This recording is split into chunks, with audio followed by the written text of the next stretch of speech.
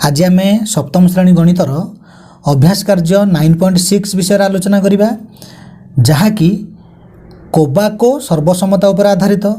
यही कोबाको सर्वसमता कहले आम कौन बुझू?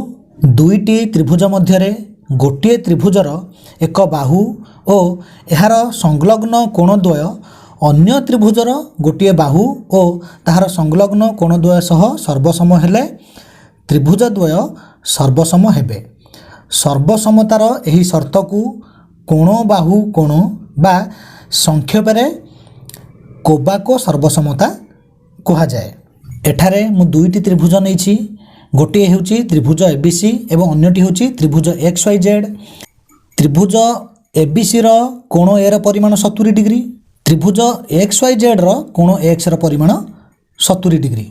एबी बाहुर दैर्घ्य जेतिकी एक्स वाई जेड त्रिभुजर एक्स वाई बाहुर दैर्घ्य सेतिकी।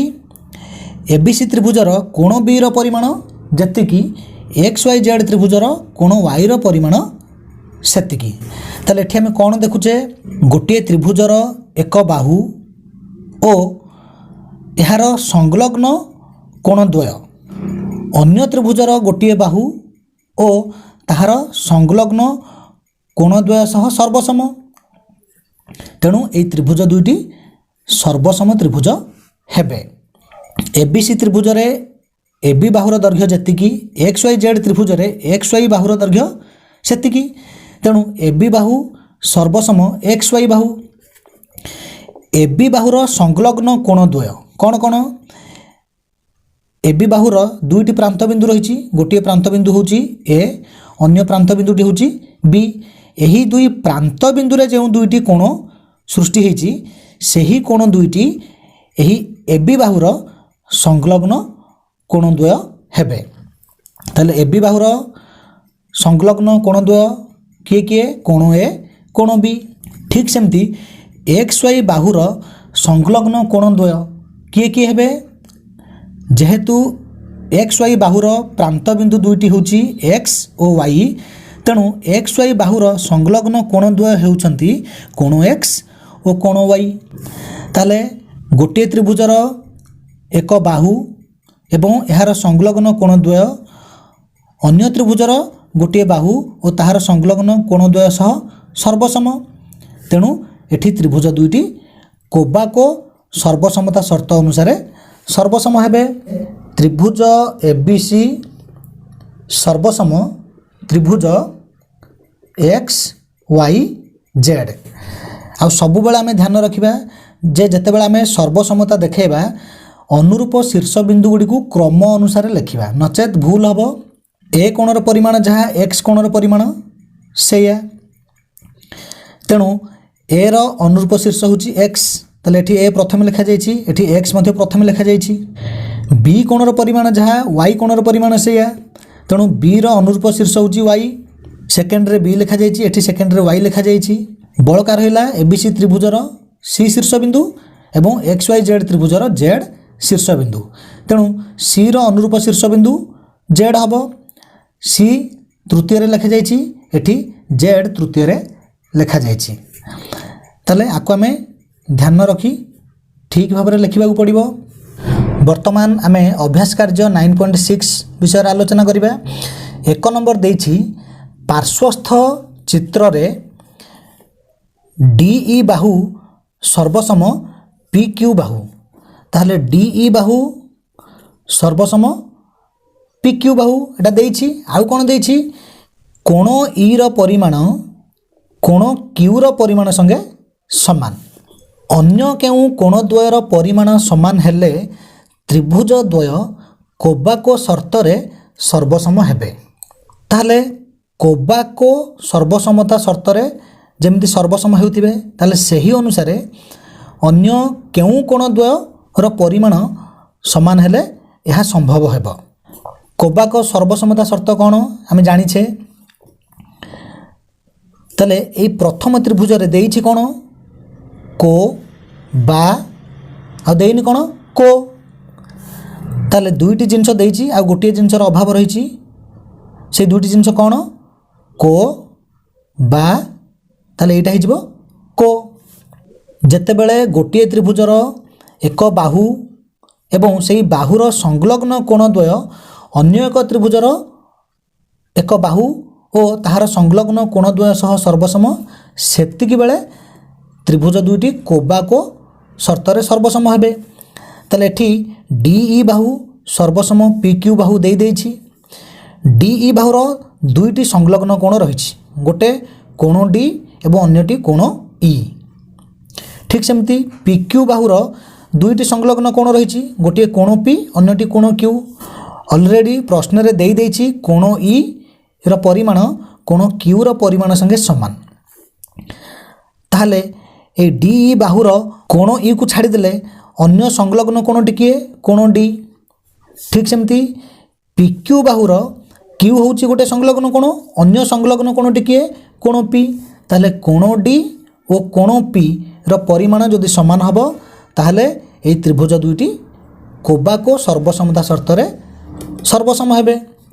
ପାର୍ଶ୍ୱସ୍ଥ ଚିତ୍ରରେ DE Bahu ସର୍ବସମ PQ Bahu O measurement of angle ই সমান মেজারমেন্ট অফ আঙ্গেল কিউ।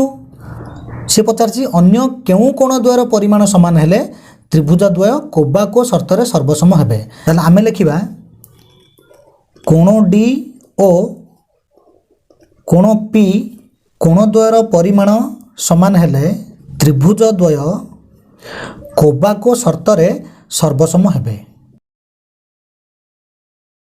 যদি আমি সেই ত্রিভুজ দ্বয়ের না লিখিবা তাহলে কেমিতি না লিখিବାକୁ পড়িব?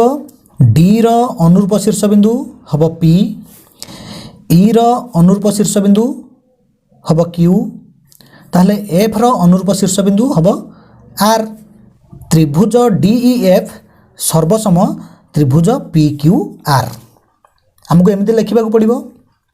2 নম্বর পার্শ্বস্থ চিত্রে পি কোণর পরিমাণ সমান ওয়াই কোণর পরিমাণ সমান 35 ডিগ্রি, কিউ কোণর পরিমাণ সমান জেড কোণর পরিমাণ সমান 65 ডিগ্রি। অন্য কেউ অংশ দ্বয় সমান হলে ত্রিভুজ দ্বয় কোবাকো সর্বসমতা শর্তরে সর্বসম হেবে। তাহলে এই প্রথম ত্রিভুজের কোণ দিয়েছি, দুইটি কোণর পরিমাণ দিয়েছি।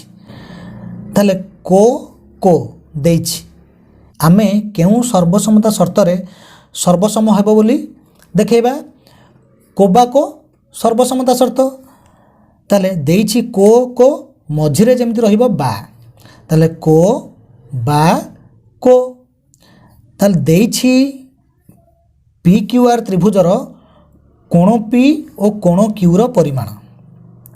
তাহলে সেই পি কোণ ও কিউ কোণ কেউ বাহুর দুইটি সংলগ্ন কোণ? পি কিউ বাহুর। পি কোণ পি শীর্ষবিন্দুরে সৃষ্টি হয়েছি, কিউ কোণ কিউ শীর্ষবিন্দুরে সৃষ্টি হয়েছি। তাহলে সেই পি শীর্ষবিন্দু ও কিউ শীর্ষবিন্দুকে নেই আমার পি কিউ বাহু। ঠিক সেমতি এক্স ওয়াই জেড ত্রিভুজর কোণ ওয়াই ও কোণ জেডর পরিমাণ দিয়েছি। তাহলে কো কো, তাহলে আমার দরকার বা, তাহলে এই বাহুটি আমার দরকার। কাহিঁকি? কারণ ওয়াই কোণর শীর্ষবিন্দু হচ্ছে ওয়াই, জেড কোণর শীর্ষবিন্দু হচ্ছে জেড। এই ওয়াই ও জেড শীর্ষবিন্দুকে নেই আমার ওয়াই জেড বাহু।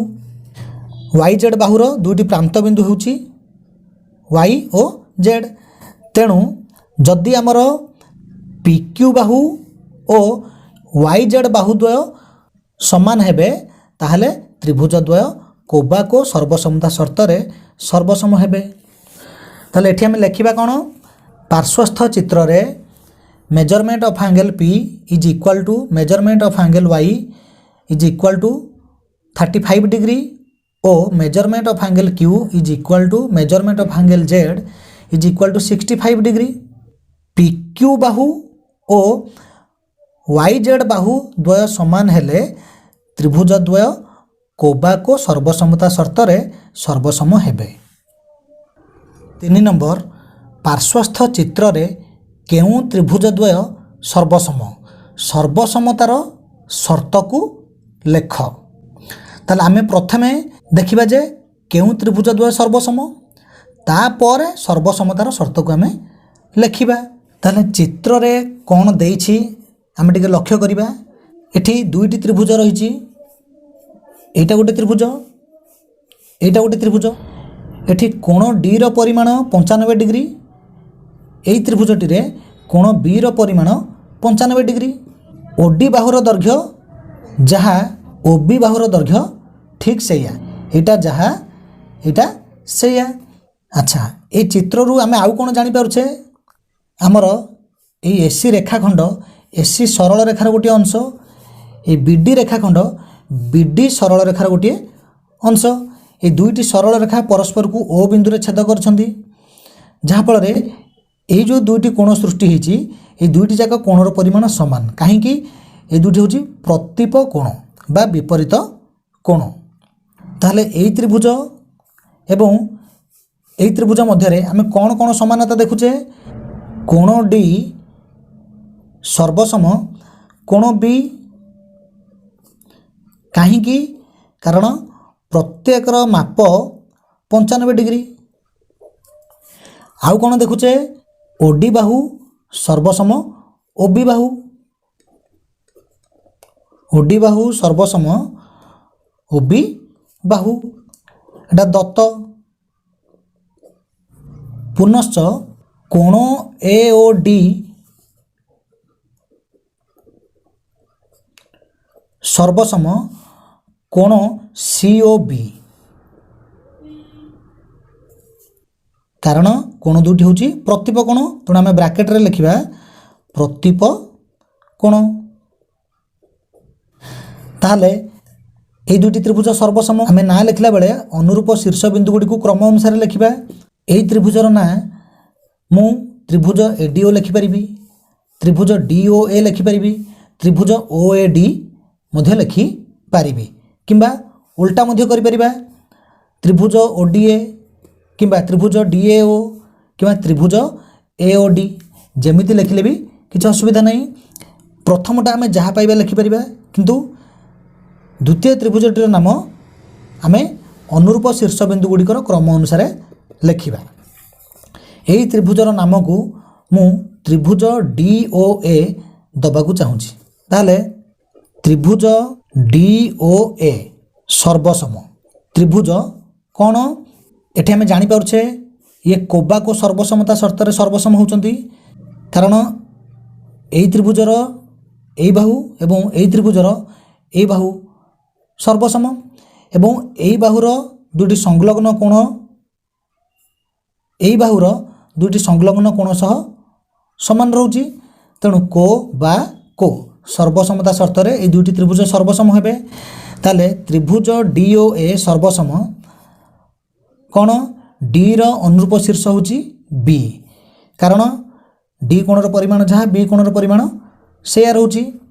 ताले एठी प्रथमे रहिछि डी, एठी प्रथमे मु लिखिबि बी, तापर रहिछि ओ। एही त्रिभुजर ओ कोणर परिमाण जहा एपट त्रिभुजर एई ओ शीर्ष बिंदु रे जे कोण सृष्टि होछि तार परिमाण मध्य सेया, जेहेतु प्रतिप कोण, तेणु ओ रो अनुरूप शीर्ष सेई ओ। ताले ए रो अनुरूप शीर्ष किए हबो, सी हबो। ताले त्रिभुज डीओए सर्वसम त्रिभुज बीओसी। प्रश्न रे पचार थिला पार्श्वस्थ चित्र रे केउ त्रिभुज द्वय सर्वसम।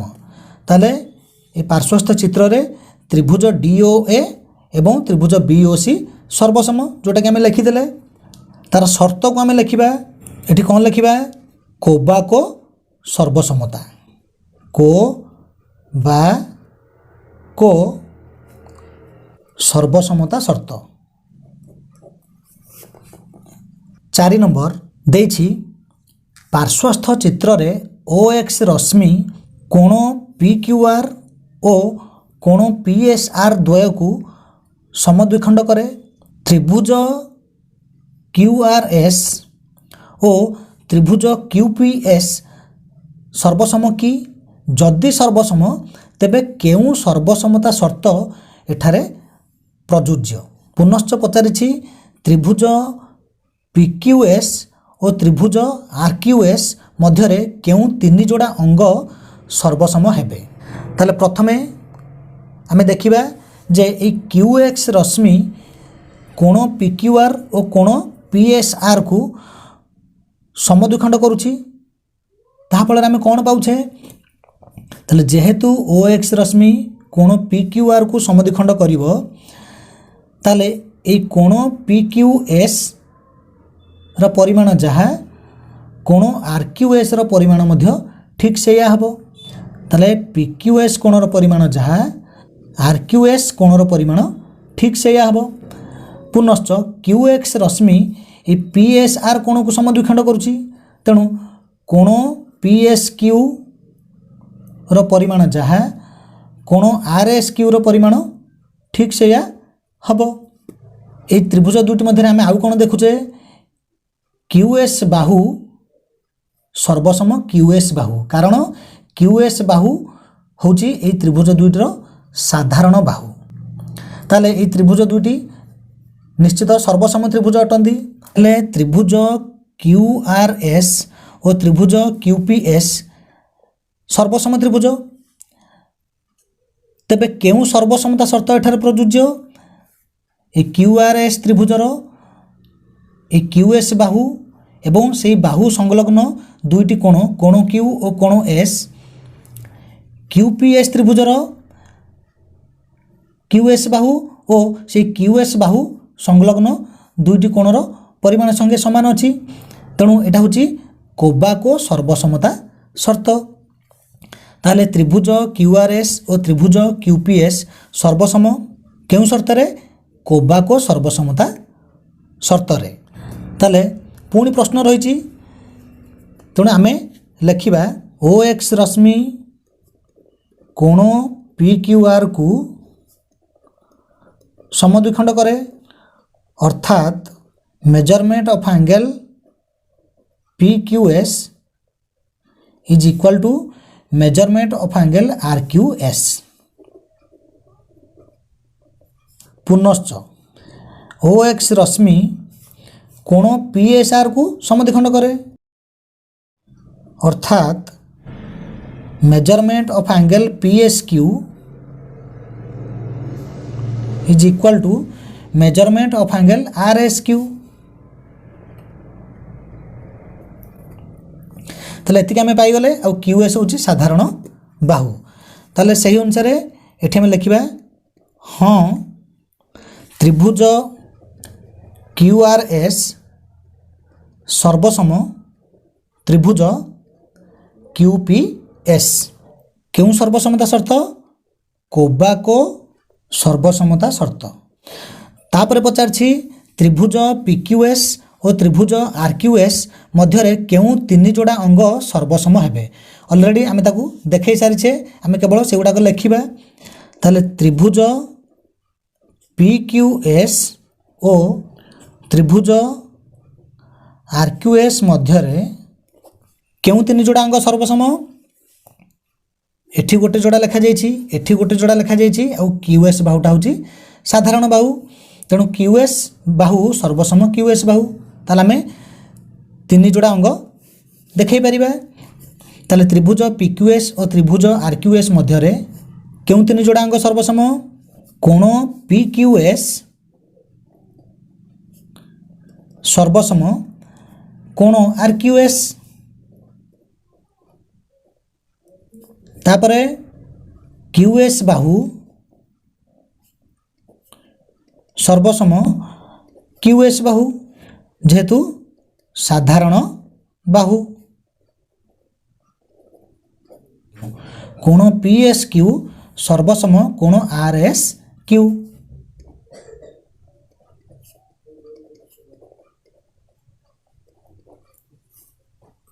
5 नंबर पार्श्वस्थ चित्र रे कोण NMP रो समद्विखंडक MK रेखाखंड एवं MK रेखाखंड लंब NP बाहु कारण दर्शाई केउ त्रिभुज द्वय सर्वसम लेख ताले देइछि कोण कोण NMP रो समद्विखंडक MK रेखाखंड अर्थात NMP कोणर समद्विखंडक होची MK रेखाखंड ता माने कोण ता माने होची এই কোণর পরিমাণ যাহা এই কোণর পরিমাণ সেইয়া। তাহলে অর্থাৎ measurement of angle N M K is equal to measurement of angle P M K. আচ্ছা পুଣି କ'ଣ ଦେଇଛି এম কে রেখাখণ্ড লম্ব এনপি বাহু। অর্থাৎ যেহেতু এম কে রেখাখণ্ড এই এনপি রেখাখণ্ড প্রতি লম্ব বা এই এমএনপি ত্রিভুজর এনপি বাহু সহিত লম্ব, তাহলে କ'ଣ জাণুছে তাহলে এই এম কে এন কোণর পরিমাণ যাহা এম কে পি কোণর পরিমাণ সেইয়া। তাহলে অর্থাৎ measurement of angle M K N is equal to measurement of angle M K P. কাহিଁକି ସମାନ ହେଲା? କାରଣ ପ୍ରତ୍ୟେକ କୋଣ 90 ଡିଗ୍ରୀ। ତାହେଲେ ବର୍ତ୍ତମାନ ଆମେ ଦେଖାଇବା ଯେ କେଉଁ ତ୍ରିଭୁଜ ଦ୍ୱୟ ସର୍ବସମ। ତାହେଲେ ଆମେ ପ୍ରଥମେ ଦେଖିନେବା ଏନ୍ ଏମ୍ କେ କୋଣର ପରିମାଣ ଯାହା পি এম কে কোণর পরিমাণ সেইয়া। কারণ এই এম কে রেখাখণ্ড এই কোণটিকে সমদ্বিখণ্ড কলা। আচ্ছা এম কে বাহু এটা হচ্ছে এই ত্রিভুজ এবং এই ত্রিভুজ দুইটির সাধারণ বাহু। এই এম কে এন কোণর পরিমাণ যাহা এম কে পি কোণর পরিমাণ সেইয়া। তাহলে কো বা কো সর্বসমতা শর্তরে ত্রিভুজ দুইটি সর্বসম হব। তাহলে কেউ ত্রিভুজ দুইটি হব আমি জানি সারিলেনি, সেই অনুসারে মতো না লেখিবাকু পড়িব। এই এম শীর্ষবিন্দুরে এপট ত্রিভুজর কোণর পরিমাণ যাহা এই এম শীর্ষবিন্দুরে এপট ত্রিভুজর কোণর পরিমাণ সেইয়া। তাহলে মু লেখুছি ত্রিভুজ এম এন কে ও ত্রিভুজ এইটি কোণ লিখিবি। এই এম র অনুরূপ শীর্ষবিন্দু এম, এন র অনুরূপ শীর্ষবিন্দু কিଏ মনেকর মু জানিনি। তাহলে কে র অনুরূপ শীর্ষবিন্দু কিଏ? এই কে বিন্দুরে এপট ত্রিভুজর কোণর পরিমাণ যাহা এই কে বিন্দুরে এপট ত্রিভুজর কোণর পরিমাণ সেইয়া। তাহলে কে র অনুরূপ শীর্ষ হচ্ছে কে, এপଟେ কে তৃতীୟରେ লেখাଯାଇଛି, তাহলে এଠି ମଧ୍ୟ কে ମୁଁ ତୃତୀୟରେ ଲେଖିବି। ତାହେଲେ ସେକେଣ୍ଡରେ କାହାକୁ ଲେଖିବି? ପି କୁ ଲେଖିବି।